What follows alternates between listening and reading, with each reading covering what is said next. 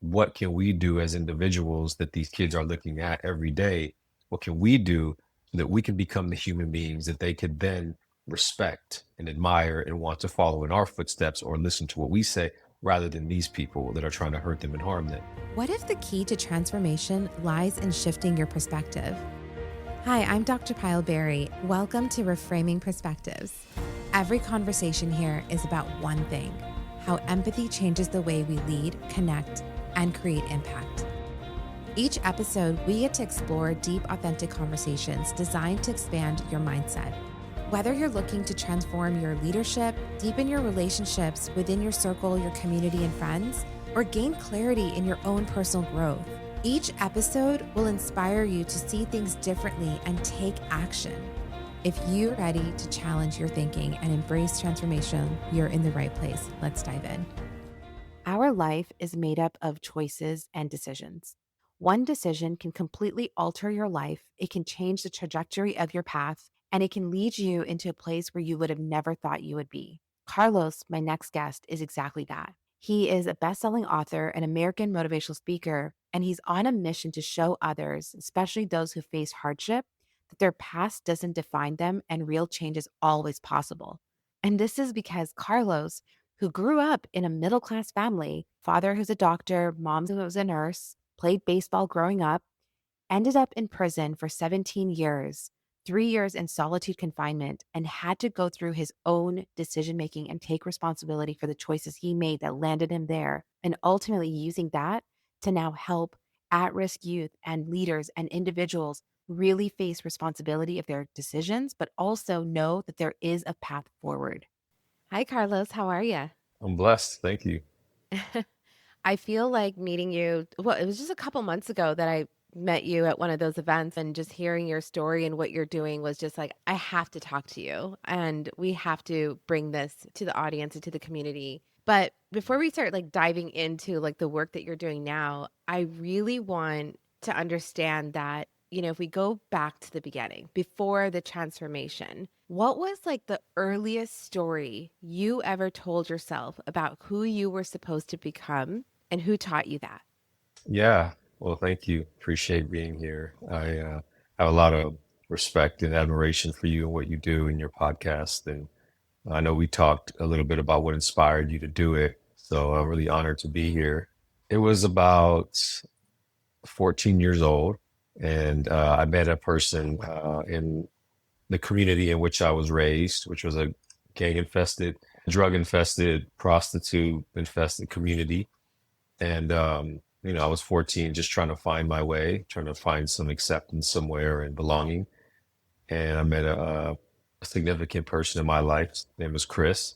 He was 3 years older than me. So he was like my mentor, like my brother, big brother, protector, guide in that environment, and taught me everything I needed to know to survive. And he helped me to create this new identity. And so when I was 14 years old, I had this mentality that I wanted to be a gang member. I wanted to be a drug dealer. I wanted to rise up in the criminal world, and that would be my way to measure my success. The higher I was able to rise in that. So I was 14 years old. Wow. And was this because of Chris, who was bringing you into that, sharing like what all the perks would be by rising in that world? Yeah, Chris was very respected in the neighborhood. He had already murdered two people. He's dead now, so I could say this. But and in that community, if you do stuff like that, you go up the ranks. Like you're more respected, you're more feared, you're more admired, and he was that person. And so I wanted to model my life after him. A lot of people in the community called me his protege. And Wow. so everything that I did, from the way that I dressed to the way that I talked to the aggression that I conveyed to all of that, was modeled after him and his behavior and even his heart, because a lot of people think that people in those communities are just bad and evil, and it's not always true. You're just living in a war zone pretty much. So, there's those moments when you like see the humanity in people still, and like just the love and the care and the mentorship and the guidance that we all seek out here now in the world that we live in. Outside of that world, It's the same in there and just a different way. So Mhm. yeah, through that, through me connecting with him, he was the one that really just helped me to get to that mind frame.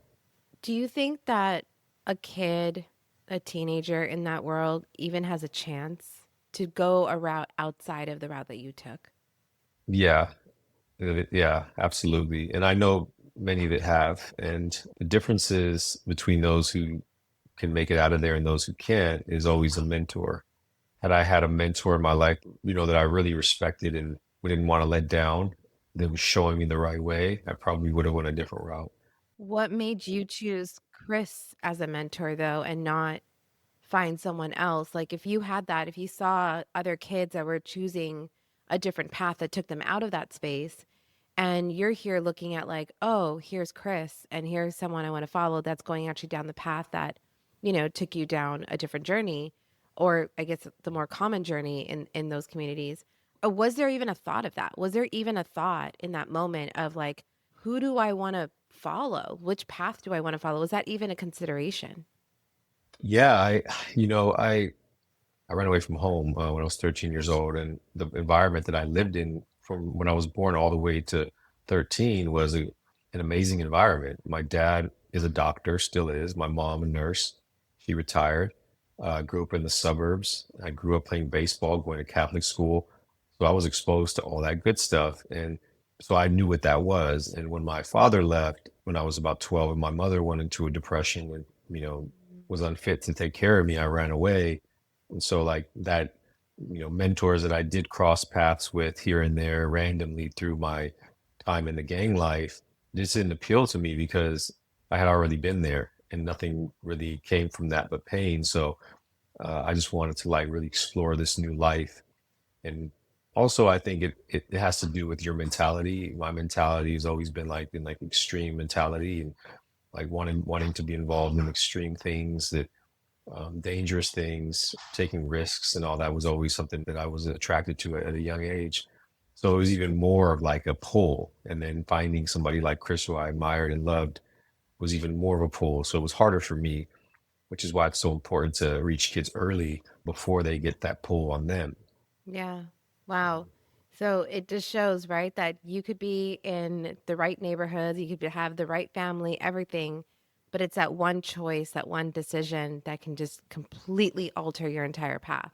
Yeah, absolutely. One thing can change your whole world. One Yeah. person, one decision can change everything in a person's life.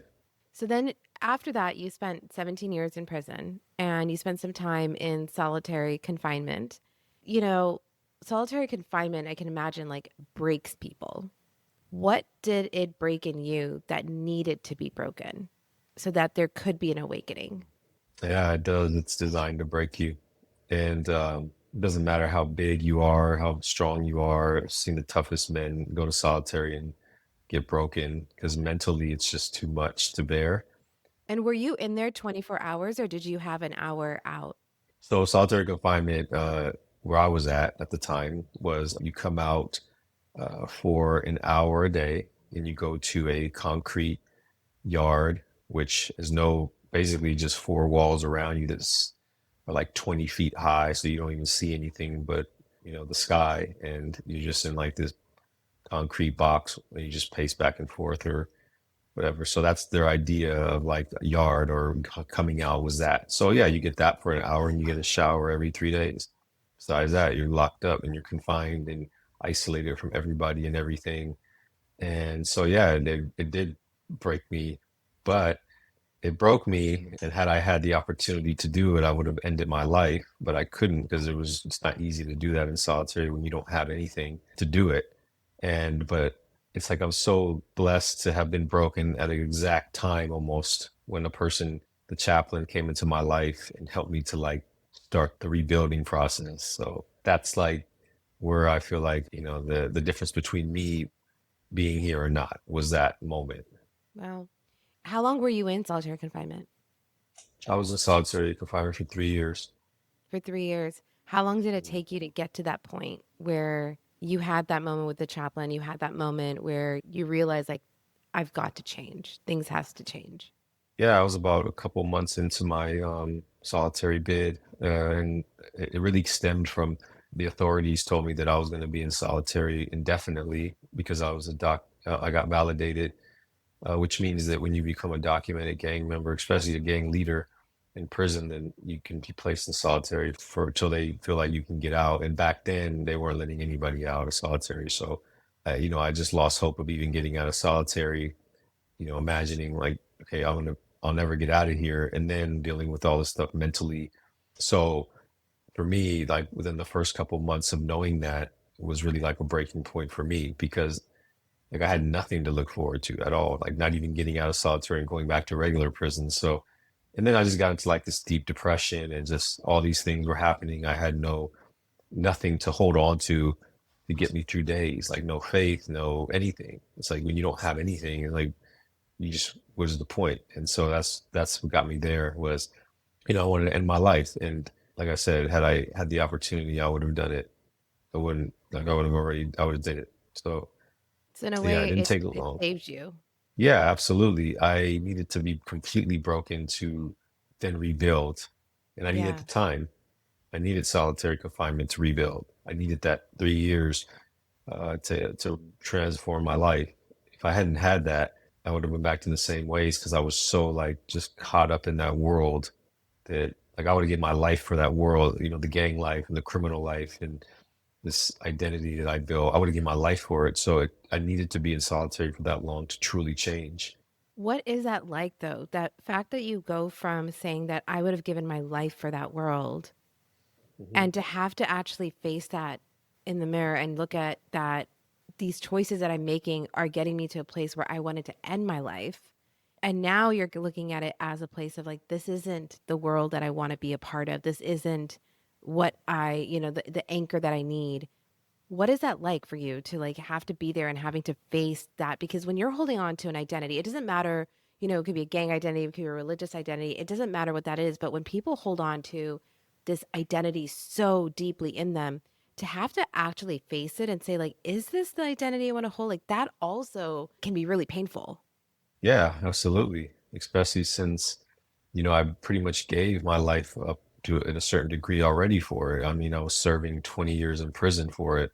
I had committed my life to crime and the gang environment, the people, all that was like my whole life. This new identity that I was representing that I felt like that I had to maintain because my best friend, who, like I mentioned earlier, Chris, died. And when he died, I kind of took over his name.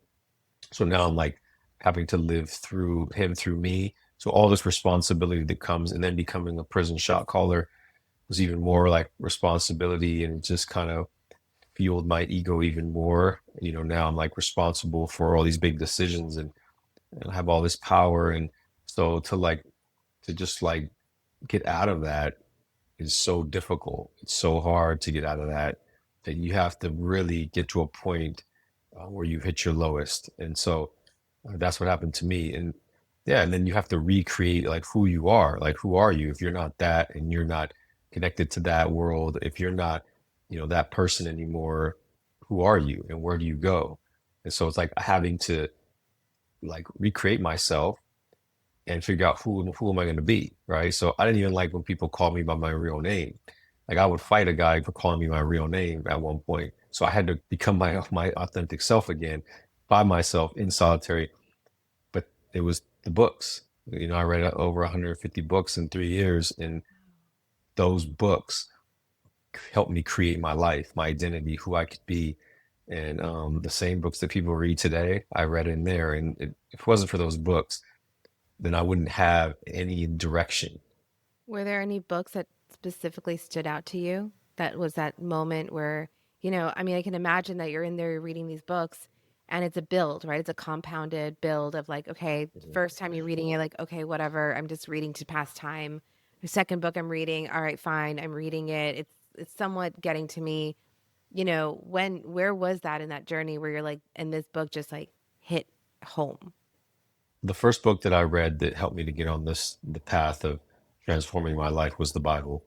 And it was when I opened the Bible for the first time, I read Matthew 7, 7 through 8. ask and you shall receive, seek and you shall find, knock and the door shall be open. And that gave me hope. It gave me the like an answer to something that I was needing, which was like, why do I keep going? And it gave me the answer, right? And it just told me to seek it. And so that was like the initial start. And then the second book that I read was given to me by a correctional guard who saw me reading the Bible and who was a believer. And out of the kindness of his heart, a man who at one time I would consider an enemy gave me a book. And it was Man's Search for Meaning by Viktor Frankl. And I read about his story and what he was overcoming in his situation was a lot worse than mine, even in solitary.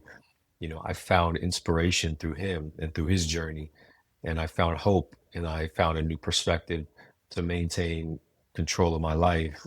It's all about how I respond to the situation I'm in. And it empowered me, and it was like, okay, here's a real person that, was able to maintain this mindset even through that adversity. I know I could do it. And then I, read Nelson Mandela, Mm. and I started to read other books like The Power of Now. And these books helped me to like, they found me like at folds in my life where I needed them to find me. Like when I was going through something, a book came into my life, I read it and it helped me get through it. And it was like a consistent basis. And these books would come to me through the correctional guard who would bring me the books. Wow. And yeah, so So would you say that that was something that, like you mentioned, right? Like correctional guards can sometimes, it's like there's a complicated relationship with them, right? But would you say then that when you're inside and this correctional guard clearly saw that you picked up a book, you picked up the Bible, you started reading. So he started investing in you. He started to invest in the fact that he started to see that you're going to actually, maybe this guy has it in him to change. Maybe this guy has it in him to, take his life back, to go from victimhood to being more like a responsible of your life transformation. Would you say that that is something that you see where these correctional guards will do for, individuals who are incarcerated? They'll say like, I'm going to invest in this guy. Like, or I see that. Or is it specifically just goes back to like, there's some correctional guards that do it and there's some that just could care less. yeah, it's very rare. It's maybe like since my whole life being in the system and even outside now when I go back in and all that, I've only heard of maybe two incidents like that that's ever happened where there was a correctional guard that actually wanted to help you and see you succeed and invest in you. And so it doesn't happen a lot. And I think the universal language in a sense here is that there's good people everywhere. I mean, there's even amongst bad. And that's powerful when you could be like a good person and really, truly, authentically like want to help people and see the goodness in people, even though everybody else in your world doesn't see that. Right. Very, very, very rare. And so, like, through his generosity and ability to see me beyond the bars, beyond my jumpsuit, beyond the tattoos and everything, to see a human being that truly believed that could be redeemed, like I took that with me when I walked out of solitary and I went back, and even out here in the world, I took that with me because that's what I do. Like that's ultimately what I do is I look beyond the exterior and beyond what a person's done, beyond who they are, and I try to see the goodness within. And that was taught to me through him in that interaction of him being so generous with these books that he knew would help me to transform my life. Wow. So Just yeah. imagine though, right? Like it in a way, it's like your mentor changed from someone who took you into the world to someone who's, while you're in there, a correctional officer who actually helped you transform so that you were able to get out. I'm curious, as you left and now being out back in the real world, what does accountability look like in your life now? Not just for your past, not just for your relationships, your platform, everything, but like what does accountability really look like for you in this phase, this chapter of your life? It's being able to admit when I'm wrong. It's being able to admit that I'm just a man and that I'm human, and that even though, like, constantly putting out positive stuff and doing positive things in the world and helping people, that like I still struggle and I still deal with a lot and I'm still working on myself. I mean, that's accountability in a sense because, I could tell you all these great things I've done and all these, you know, me just trying to do the right thing all the time. But it wouldn't be truthful to say that I do the right thing all the time because I don't. And me admitting that is really accountability Yeah. because it's me saying that like I'm constantly working on myself and I'll never stop working on myself. I'm always trying to get better, always trying to improve and elevate, and that'll never stop. Like that's my purpose in life is to continue to do that until the day that I die. So accountability is just being honest and open about that with everybody in the world, everybody I encounter. But to also know that like as long as you're working on yourself and trying to get better, then that's what truly matters. But you don't need to be perfect. There's just, you Yeah, know, 100%. I mean, I think that there's that, I can see where a lot of times when people make mistakes or makes, decisions that take them down the wrong path, there's this like need and desire of overcorrection in order to like suppress the shame of what happened, right? mhm. And it's like what I'm hearing is just like, I admit that I went down the wrong path. I admit that things happened that, maybe it should have that one decision led me into a whole space of a world. But then you've taken accountability. You recognize that and you recognize you're human.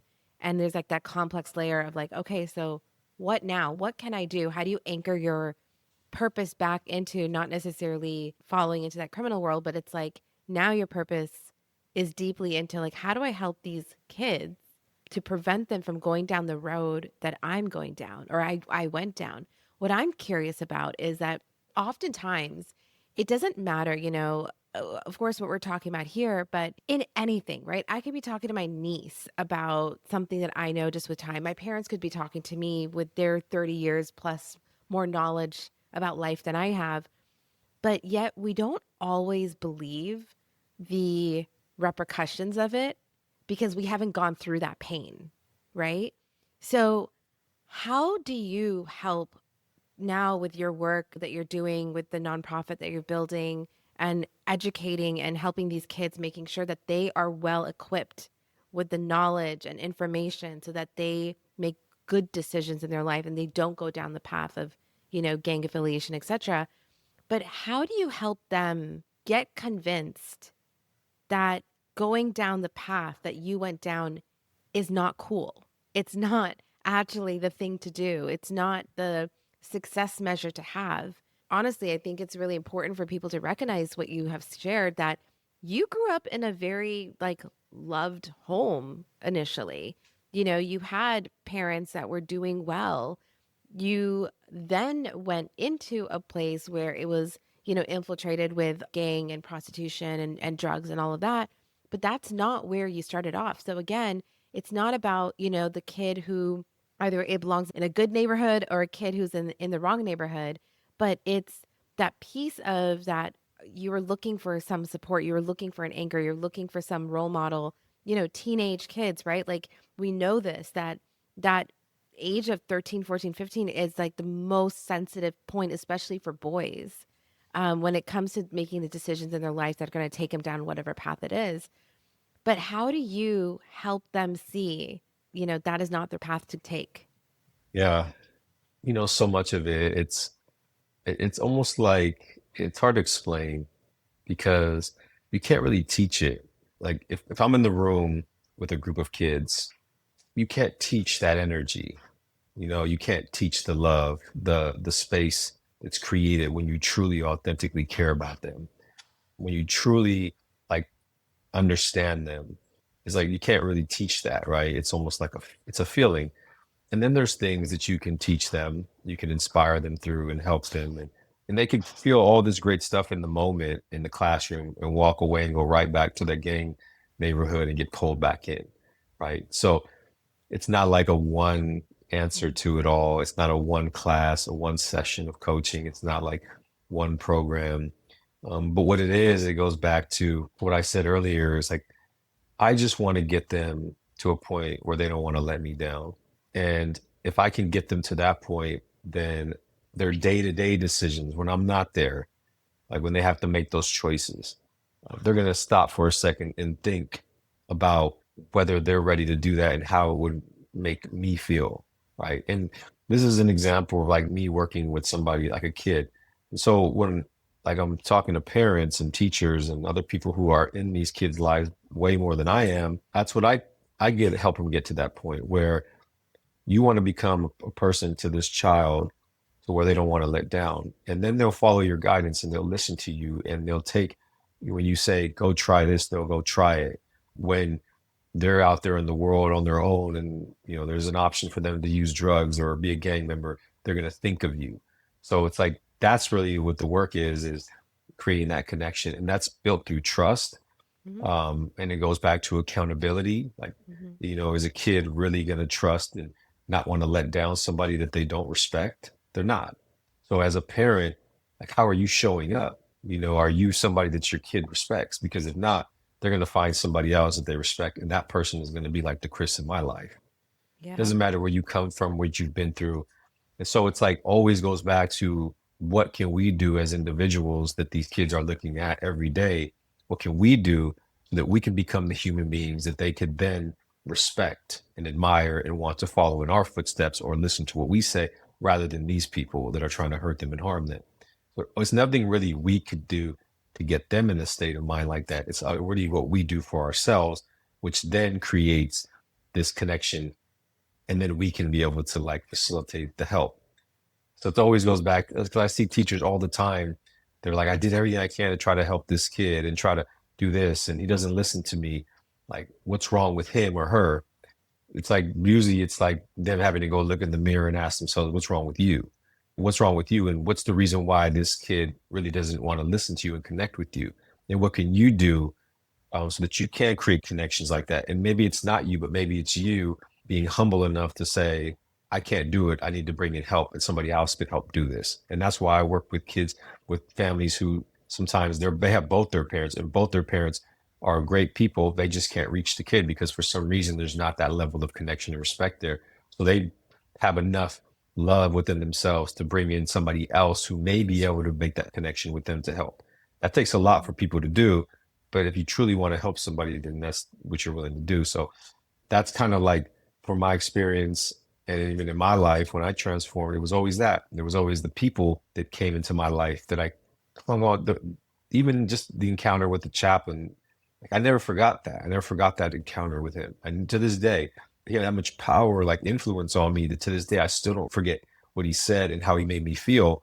And I didn't even know the man, but who he was and how he looked at me and how he treated me and how he just, his love was really the transformation. The words Yeah. came after that, but it was that. So it always goes back to that. So I think that's why, like, with me and all the stuff I do, I've had so much impact is because like I'm coming from a real, like, authentic place. Hi, so I'm pausing the episode for a quick moment and for a quick favor. If you haven't already, if you could just click subscribe, leave a review wherever you're listening to this episode, it would be really helpful.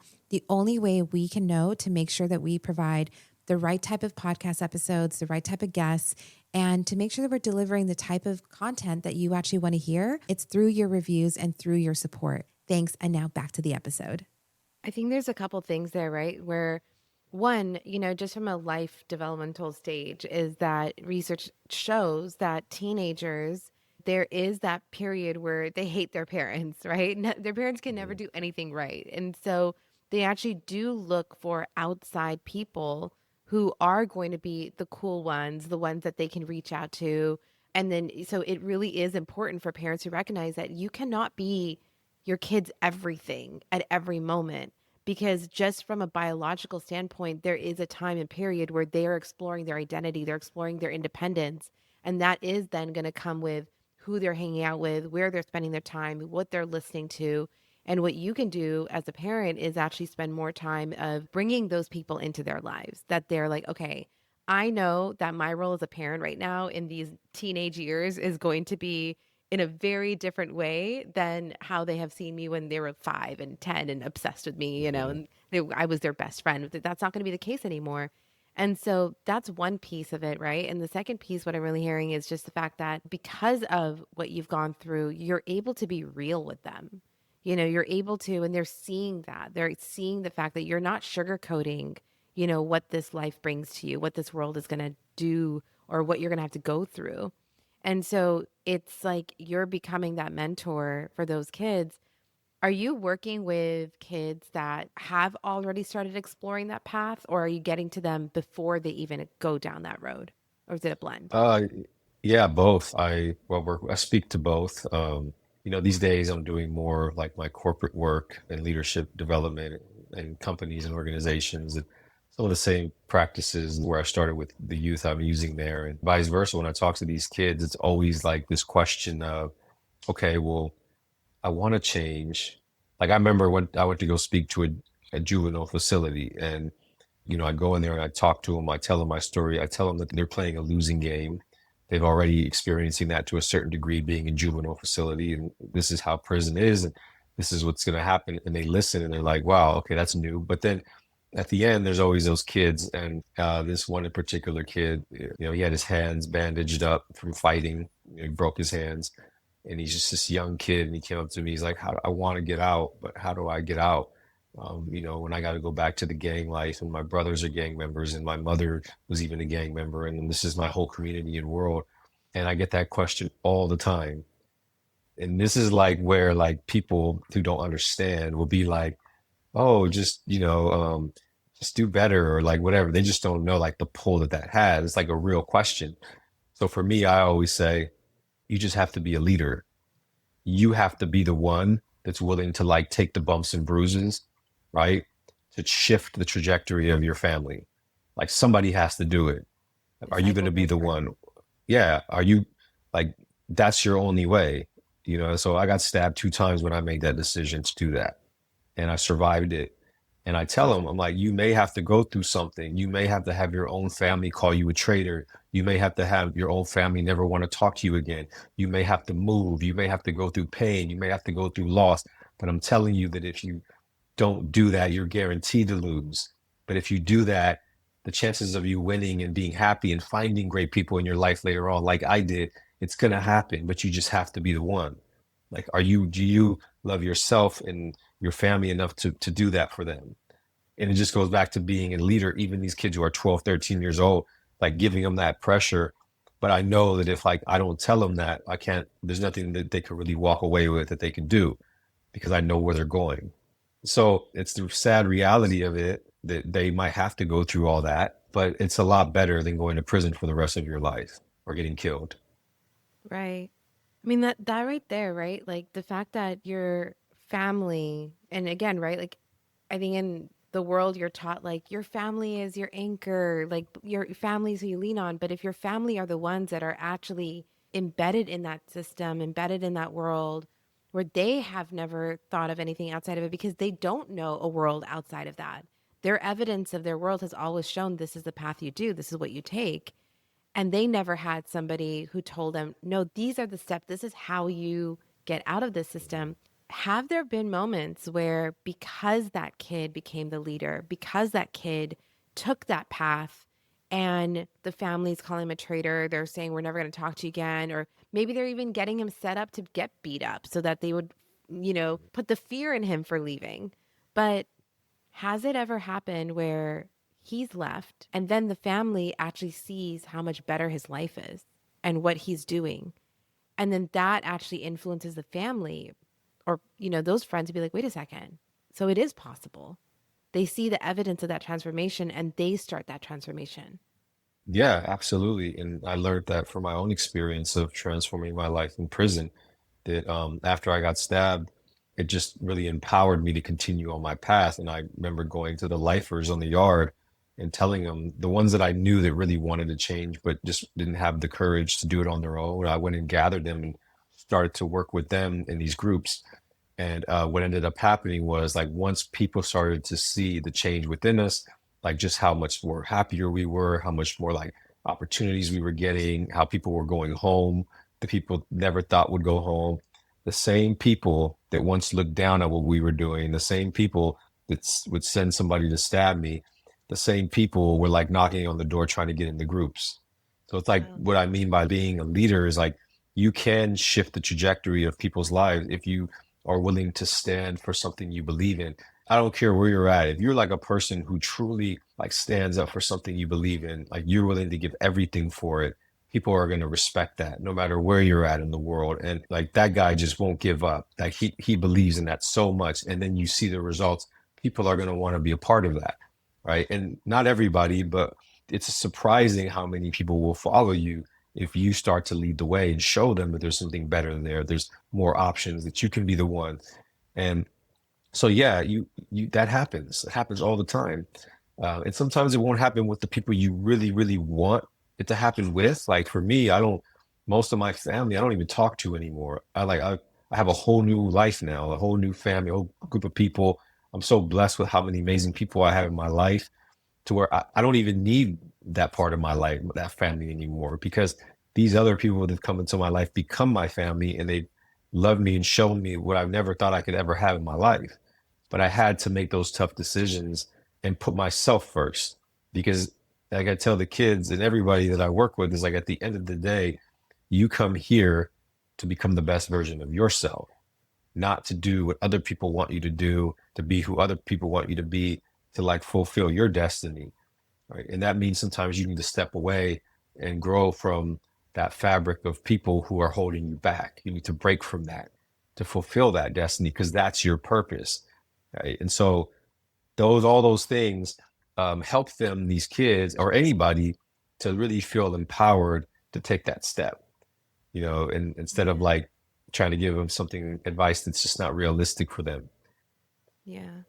You know, I'm curious about how, like, you obviously made this transformation while you were in prison.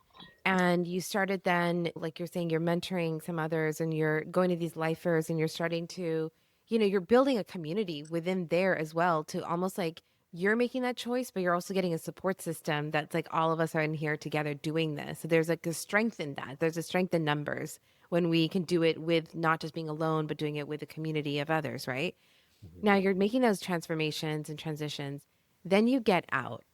mhm, You know, Obviously, prison culture has its own culture, its own hierarchies, and there's a lot going on in there. But now you're out. In a weird way, you don't have the protection of your cell that at times you can go mhm, back in there and then there you go. Like there's a protection. I did an episode with Adam Purcell, who's also just done some phenomenal transformation work. And he mentioned about how when he was in solitude confinement, he wrote a letter of like him releasing his identity as a gang member, and he pushed it far out of his cell so that he couldn't grab it back again and, doubt that decision. But also because he was in solitude confinement, that saved his life from potentially being killed or being, hurt by others who were angry at him for releasing that identity.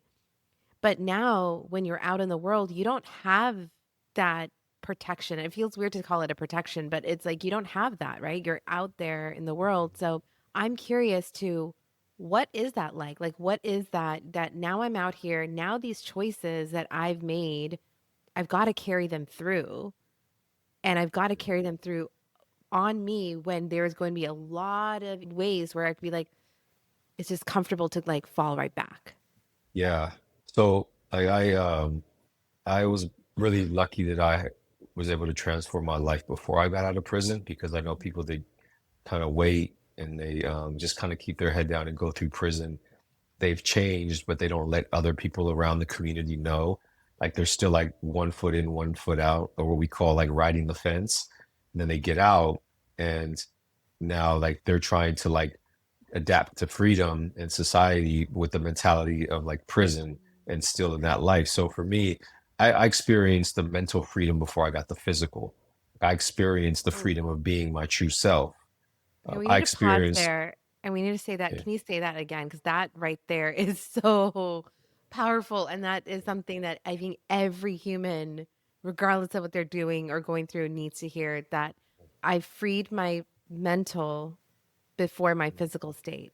yeah, yeah. I experienced mental freedom before physical freedom, and there was moments in prison where I was just so happy and so grateful and so at peace. And honestly, even out here, like it's in that doesn't compare, because it was so new. Like my transformation was so new, and so I was like riding this high of just like being so at peace with life and just my existence and being present, to where I experienced what that was, and I was like helping people. And I was seeing people go home and seeing people transform their life. And people would come to me and say, "What, help me? How do I do this? How do I do that?" I found so much meaning and purpose in prison. It's like when I got out, I just carried that with me. And although when I got out, all these different things were coming that was challenging me. Like I went in, there was flip phones. When I got out, there were smartphones. So the world changed, people changed.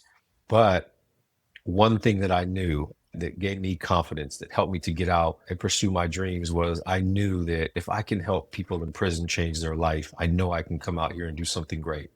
I don't know what that was going to be. I don't know how I was going to find it, but I knew that I had something valuable to bring to the world. It needed. And so I just like kept that in my forefront, even though I was getting denied 4 jobs and I was in a place I didn't know anybody. I had a parole to a place I didn't know anybody. I had to start over, but I knew like, okay, like what I have is valuable. I just, in time, my opportunity will come. I just got to work and try to figure it out. And I did. And so, I prayed a lot. I was just really just unwilling to like settle and just know that I had to continue to build something bigger, out here like I was doing in there. And then I got into business school, and that's when I knew I always wanted to like start my own business. And how can I take what I was doing in prison and put it into a business? And so I figured it all out. And so it was challenging. It is, being out here is challenging. But at the end of the day, when like when I know that there's nothing that can happen to me out here in this world that I feel will be worse than what I've already experienced. Yeah. How do you help someone who hasn't been in prison feel that too? Yeah, it's just really just exposure, like gratitude is so huge, and exposing people to like, and I do that. That's why I take people back into the prisons with me.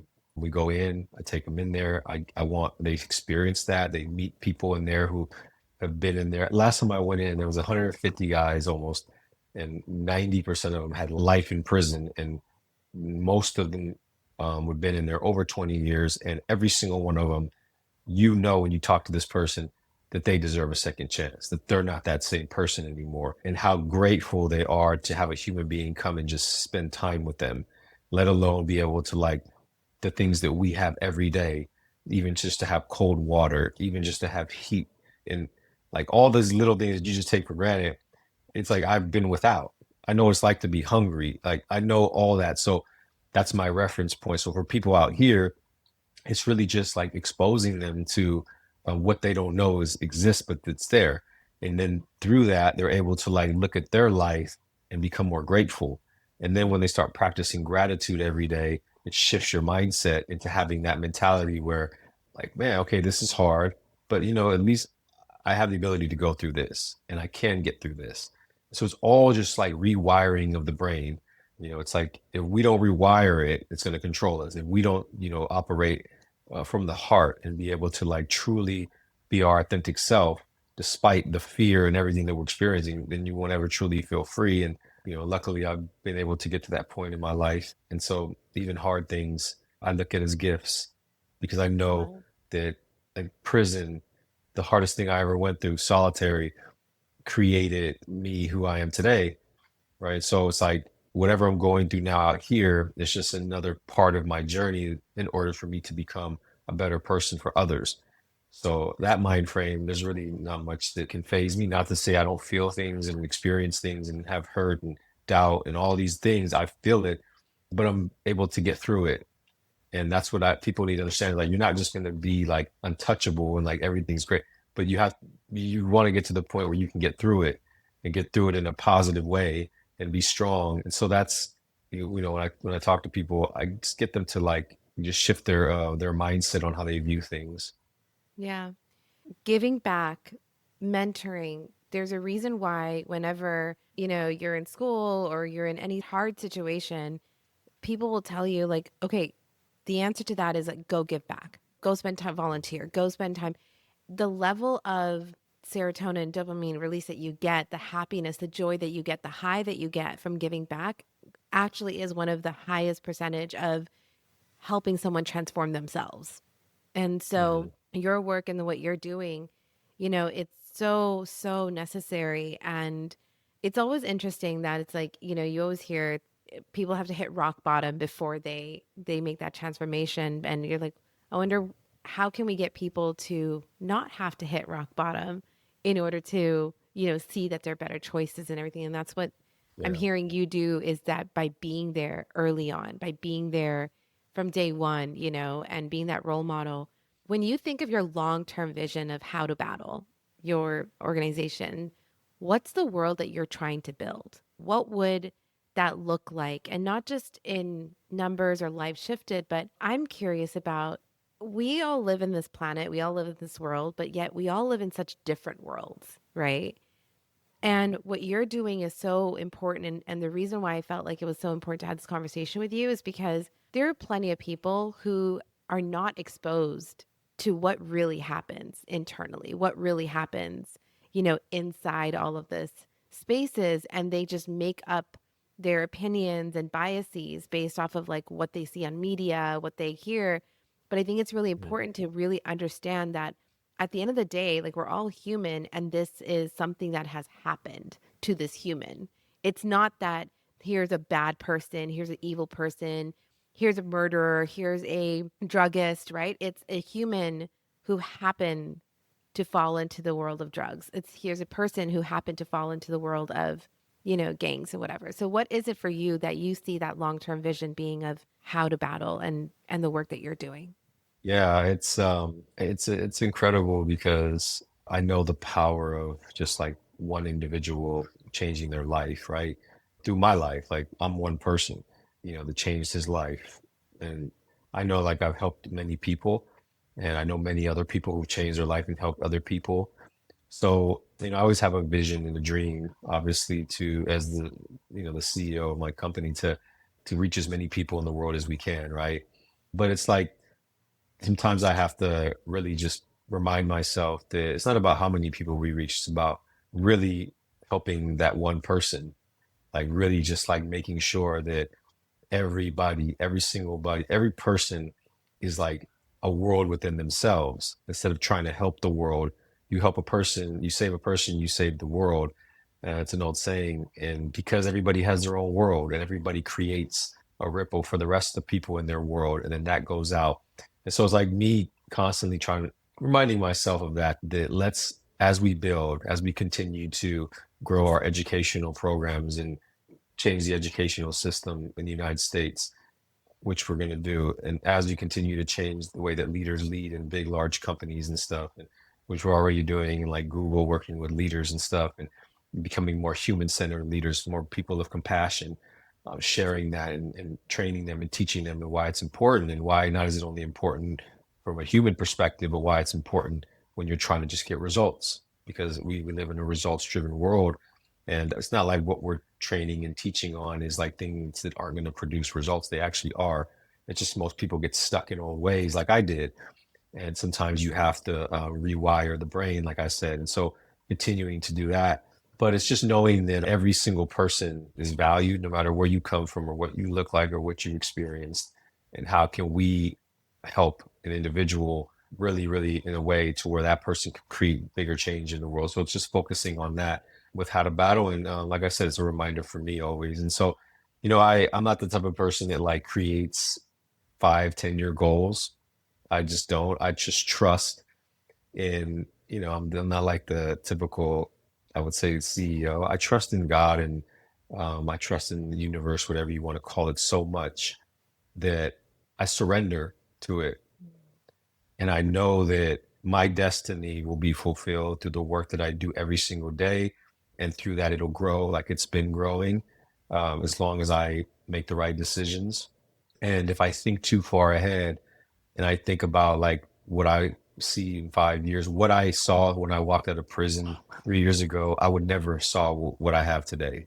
Never. Yeah. My mind wasn't capable of that. So 5 years from now, my mind may not be capable to see what that truly is right now. And I want to be open to that. I want to not know, right? I love the idea that as long as I do the right thing every single day and I make the right decisions out of compassion and leading by example and becoming the best version of myself so that I can help steer my organization, as long as I do that every day, God, the universe will create the paths. they'll create the doors that open and the people that come to my life, like it's been happening. So I just trust it so much. And the people that are on my team trust it. And sometimes they don't. They're like, what's our plan? What are we going to do? And all this. And sometimes I'm like, just trust it. Like, believe it's going to work out. And it always does. There's never a time when I'm like, oh man, doesn't work. It just does. That's how much faith I have in it. And when you have that much faith, you don't need a plan. Yeah. You just do the right thing every day. Thank you, Carlos. I could go on talking to you. There's so many more questions. I know I'm going to get messages be like, you didn't ask about this and you didn't ask about this. And what you just said right there is like, focusing on that one person. I think there's a lot of focus of like, I want to make mass impact. And it's, if you Hmm. think about it, the fact that you had Chris and then you had the chaplain and then you had, this correctional guard who was there. These are one individuals that all had an impact on you. And now you are impacting all of these.